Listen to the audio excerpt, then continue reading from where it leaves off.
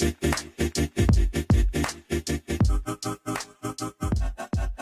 dey put me for schools. She dey use me catch cruise. Yo, it's Ajebo hustlers. And we are chilling on the cruise zone. Catch your cruise, make cruise, no catch you. Bus. Make way. Bad boys are coming through. Yes. Knowledge and Piego. Ajebo hustlers. Boss, welcome to the cruise zone. Thank you for having us. Boost. It's a very colorful display. Yeah. It's so bright. You guys seem like you are inverting each other almost. Yeah. You smell nice. You smell nice too. I don't know how that sounds, but Why are you making all these? Come on. Icebreaker. Come on. Okay, now that the ice is broken, Right. let's get into business proper. So of course, Knowledge and Piego. Did I pronounce that right? Piego. It's Piego, right? Right. Is that an actual name? Is it Italian or something?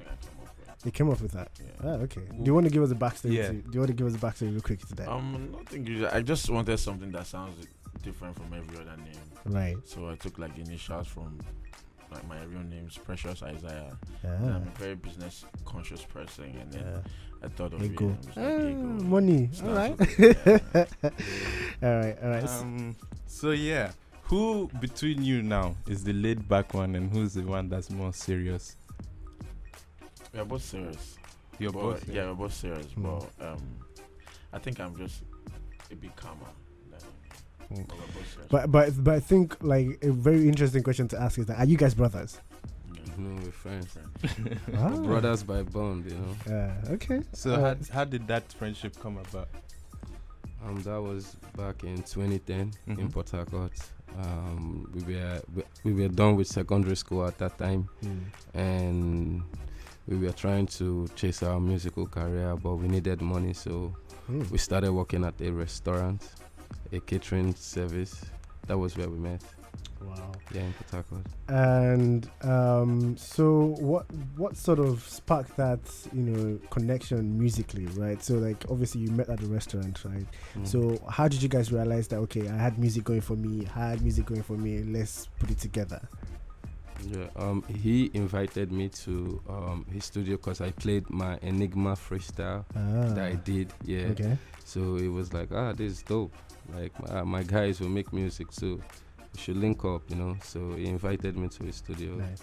Then I came through, and that was how we started listening to like each other's materials. Okay. And like the name Ajebo Hustlers, right? So it's like, we all sort of know what Ajebo means. It's Like, an oxymoron. yeah. The rich guys, the guys that really just have that just have things going for them, right? But then you Ajebo Hustlers, like where did that come from? Right, rich family maybe, but then I've heard working at a restaurant. So what's going on? Yeah, so working at a restaurant, like it wasn't like we was like broke kind of, but it was because first like African homes African parents don't believe in certain dreams or certain career choices. You get me?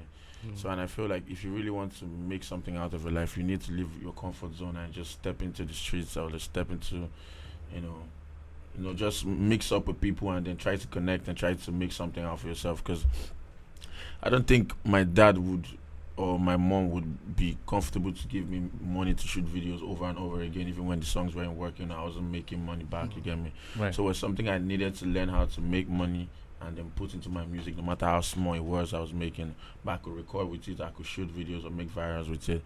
So that was just basically the whole idea of working, in a restaurant at that point in time, because we needed money to, for studio time and just like some other things just to keep the music going.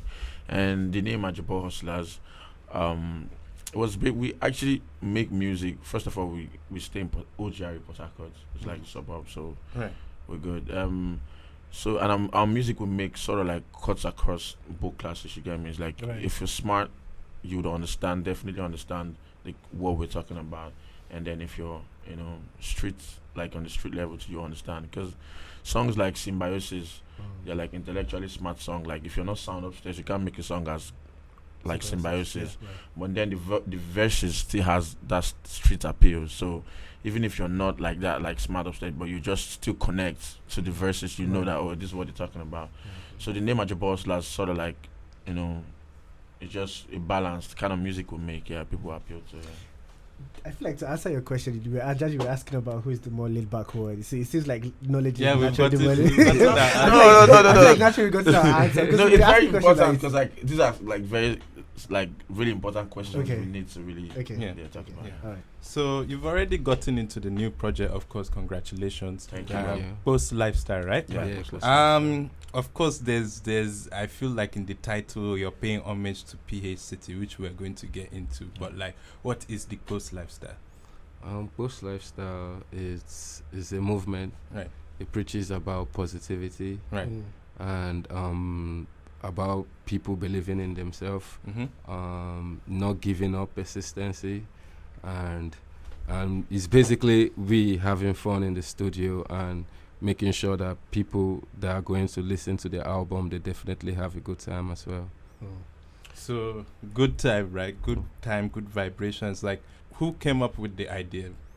It was our management, you know, because we were just looking for something deeper, Right. and the management was like, post lifestyle. We saw it as a movement. We didn't see it like an album title, and so it was already something you guys were building before the project. Yeah. yeah. All right, so let's get into let's do like a rewind, right? So post lifestyle is like where you guys are at right now, but Yeah. obviously we know that it didn't come out of like thin air, Yeah. right? So Barawo was sort of like the breakout song for, if you want to put it that way, Yeah. sort of the breakout song for you guys, Yeah. and we all know that it's the story of the Alufor. Yeah. You know, it's a really deep story, and you guys basically immortalized that story with your song. Yeah. Right. So, what moved you guys to that point where you decided, you know, this story deserved to be told?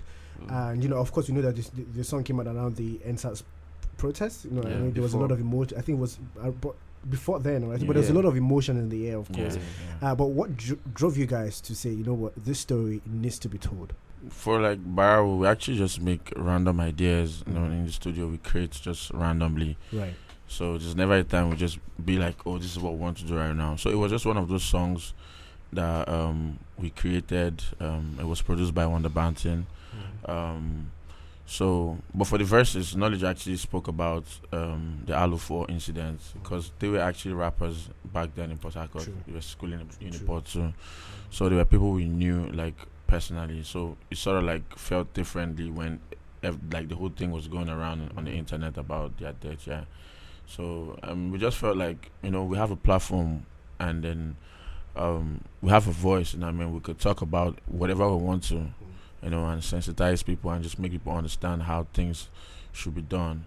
And that's, you know, in the verses we just, you know, felt like telling people, you know, when you find yourself in situations where someone is, you know, about to be mugged or lynched, you know, I mean, instead of being involved in that, you know, you should just, you know, call the police and put the person into like the right authorities so they do the right thing. Yeah.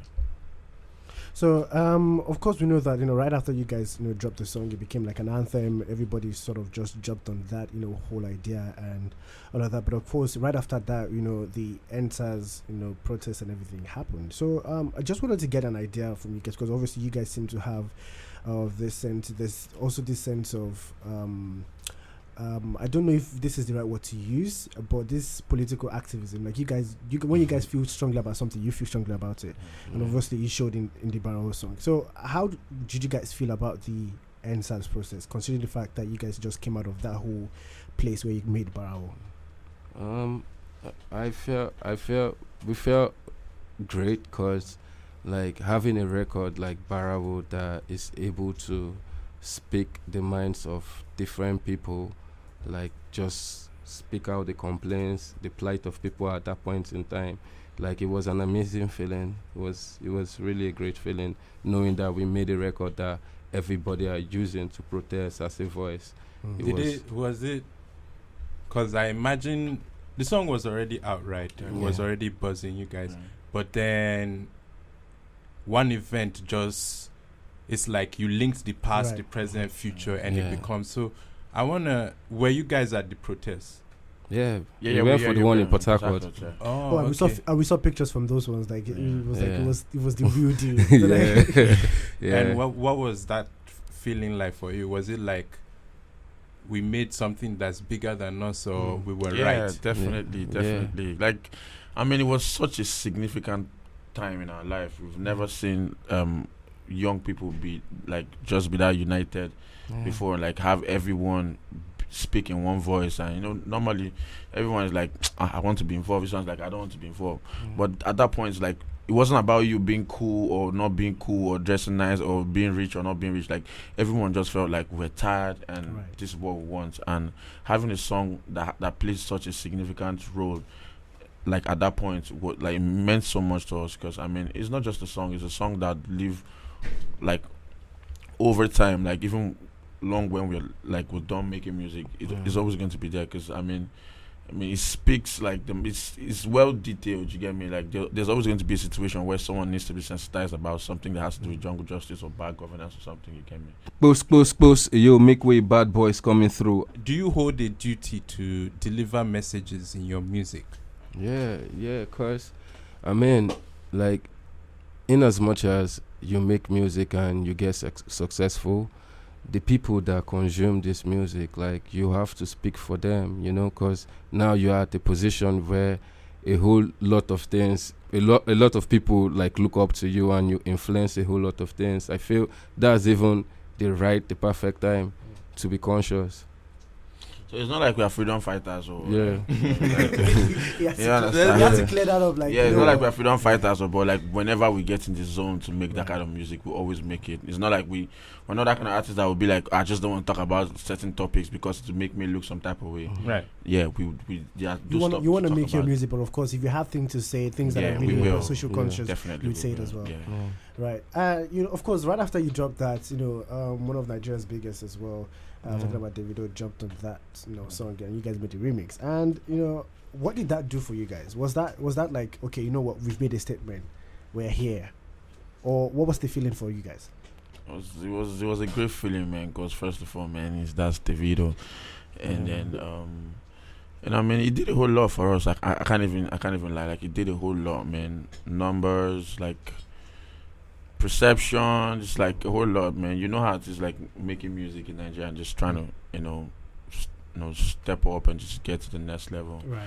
So it was an amazing feeling, being able to work with someone as big as him, and then having like just the way everything went from the recording to the video. Yeah, what was the? I'm curious about what this session was. It was hard. It was so hard. You guys recorded it together. Yeah. Of course, we recorded in his house. Like, it was like, we recorded like as early like 3 a.m. Yeah, we recorded in his house. It was everything was smooth. Recording was smooth. We shot the video 4 days after, and I mean, it was just perfect, man. He was there like all through the shoot the whole day. The whole crew, everyone was out, had fun. Like, it was amazing. So of course we opened by saying "Make way, bad boys coming through," and it seems like you guys embody a lot of the things you say. So Daniel was doing some research and he came across Bad Boy Etiquette. So it's like that project that was supposed to drop that never dropped. So like, what happened with Bad Boy Etiquette? Pedro is even laughing. I feel like he has things happen with that project. So what was going on? Boy is still going to, like, it's still on the works, it's still there. Yeah. So that's completely different from everything that came out with Post Lifestyle. Wow.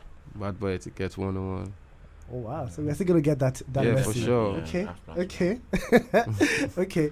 So obviously, you guys, can I say born and bred in PH, Port Harcourt? Yeah. Born and bred in Port Harcourt. But you moved to Lagos. Is it up to 2 years now? 2 years ago? Or thereabouts. Right. So what's the major difference between these two cities, right? Because obviously we know they're both music hubs, right? For me, I like jazz music, right? So I know that even when you talk about jazz movements, it was both in Lagos and in Port Harcourt, right? So if you're talking even hip hop music, Lagos and Port Harcourt, right? But why was that need for you guys to move to Lagos? And of course, you guys are not the only PH, artists. And I don't want to say PH artists, but people artists residing in PH that had to make that move. Omah Lay made the move. You guys as well making that move. Why did you have to make that move? It's like, I mean, it's important be just where everything is happening, man. And first of all, like in business, you don't have to lie to yourself. You have to be always realistic to yourself at every point. And if you feel like moving, to this certain place would affect my business in some sort of way, in a positive way, then you should do it. Like being in Port Harcourt, making music there is perfect. Like this is good. We have great music there. It seems like it's a family in Port Harcourt. I mean, I think it was Bazini's video. Yeah, Mr. Nwobodo. We were watching. I think we saw you guys in that video. We've seen a resurgence. So like there are a lot of artists now. Of course, people like Burna Boy, but even Omah Lay, people like Tobias, like White. But like, is there now? Are you guys seeing it as a city movement, or is it just like Port Harcourt is so cool, that's why everybody's starting to? No, not really city movement. Everybody we just have talented people from Port Harcourt. So it's not like a Port Harcourt like association thing. Everybody's just making music, but it's just your music somehow just reflects where you're coming from. Certain things you say, certain lyrics, certain patterns, or certain way you move. So you can't just help to make music a certain type of way, and people would always notice, oh, like this person sounds different from what we have in Lagos or what we have in the East. So all right, so let's talk Pronto, right? Of course, it felt like the PH Alliance. It was you guys and then Omah Lay as well. And so what was the background to that song, and how did you guys and Omah Lay just come up and say, let's do this together? First off, like Omah Lay and we are family. His label, like almost everybody in his label, like they're more like family from Port Harcourt to Lagos and all. And then first of all, Pronto was Omah Lay's beat. We did 3 songs the day we recorded, and Pronto was the last song we did. And it was like he has this beat from Shemzi that let's vibe on this beat. So it was his own beat, and we did that. It was just a good time. We just having fun in the studio, because then we just wanted to like just change from the whole Barawo P. Just wanted to show people that we are versatile, like with our music. So decided to. It's interesting you bring up Barawo. Were you guys feeling like we have to follow up the big song?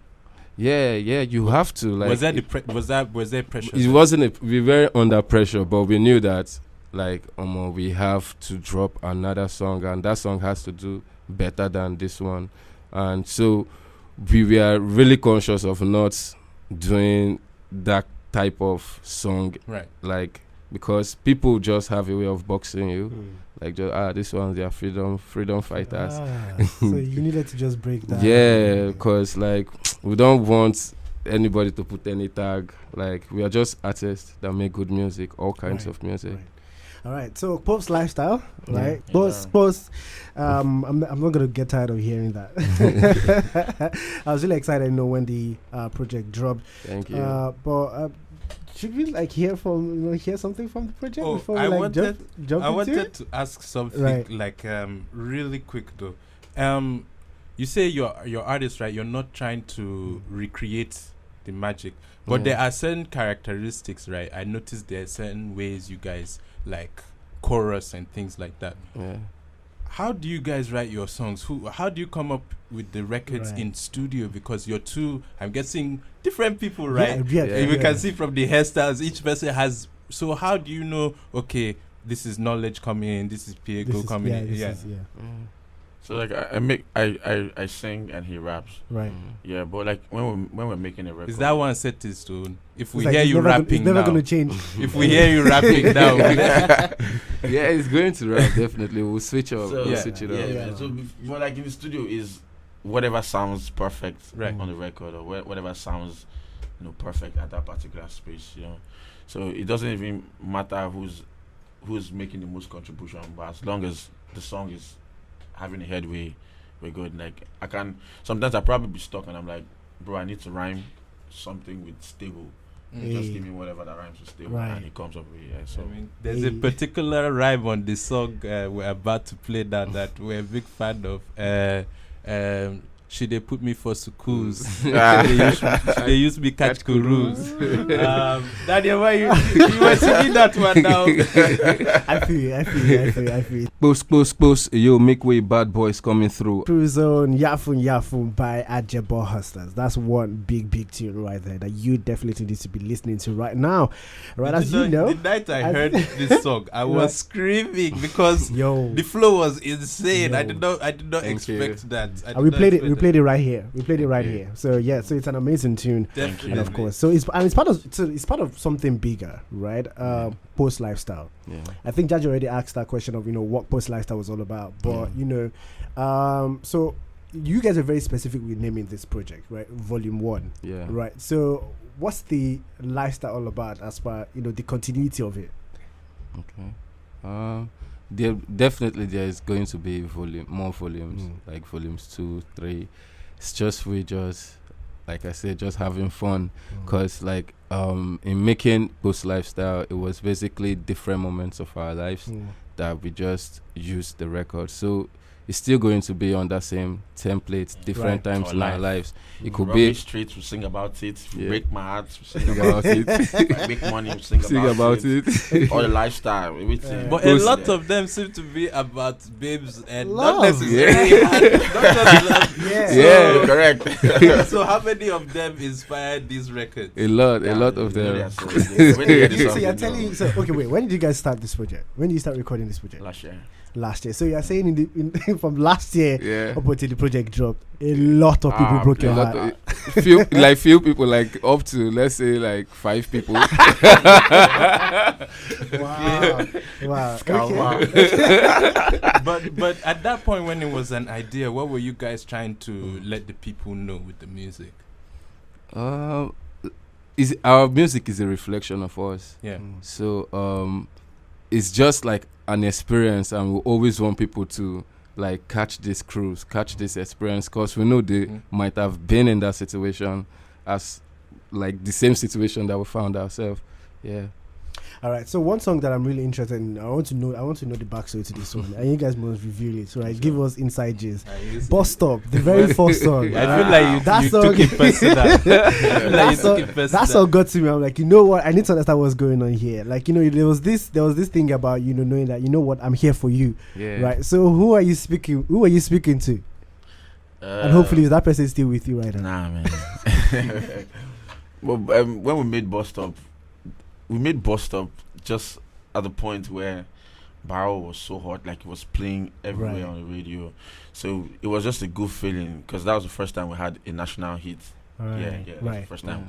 So it felt really different, having to just do interviews, and everywhere you go, people know, those guys that have that song. So we were actually a happy space. So recording Bustop, I had someone in my life then, we used to spend a lot of time too, and I think she was actually around. Wow, must have been nice. Yeah, we had all just be there. had all of it come set up. So I was just, for me, I was in a happy space. And yeah. Okay, that's interesting. But it's just really sad. So what happened? Why is she gone? Things happen. People move on. People outgrow. That's sad. That's actually really sad. The ruthless game of life. Yeah. But yeah. So how did you compile the album now? Because you guys packed a few hits on there. So what was the selection process like? Because I'm sure you had a bunch of records to work through. Yeah. It was just we and the team. We were just going back and forth, and but at the end of the day, we picked the records that we felt would do the most magic. Yeah. And sound wise, because obviously we know that there's making music and then there's this business end of music. Yeah. Sound, synchronizing and all of that. So what were you guys going for in the arrangement of the tunes and of course all of that? Just to engage our listeners, because when you listen to us, we are storytellers. So it was just more of the flow. We keeping them knowing that at this beginning of the album, we're just going to give them a love vibe. Towards the end of the album, take them to the conscious side. Yeah. So that consciousness, right? Do you spend time agonizing over the message you're trying to send, or is it that you're just going with the situation. It's just a flow. Like it's just a flow. It's not like we think about it too much. It's the first of all is the instrumental, because like the beat, if it's a happy beat, we talk about happy things. If it's a sad beat, we talk about sad things. So the beat first of all gives us the direction. So is that kind of communication between producer and artist? Yeah, exactly. So who are some producers you guys really enjoy working with? Fresh. Yeah. Fresh, Orlando Magic, Tales, Wonder Banting, Orbit. Tales produced on this? Yeah. On My Home. Okay. Yeah. Oh yes. That's Judge's. That's Judge, one of Judge's favorite songs. It is because you know the song that where you in school now. So recalling on that nostalgia, but what was interesting, you had messaging talking about, we don't wakataya. So like, is it like the prophecy of praying for a better future and looking back at the past? Exactly. Yeah, you know, like we get to pray for basic things such as lights, such as good water, and you don't have to pray for that. It's like they have it is something that is supposed to be done. You don't need to seek prayers for that. So it's just we're just saying that this is we need a better Nigeria. Oh my own. When shall we say a better Nigeria? We're all praying for a better Nigeria. And just to look into the future just a little bit, right? So when should we be expecting volume 2?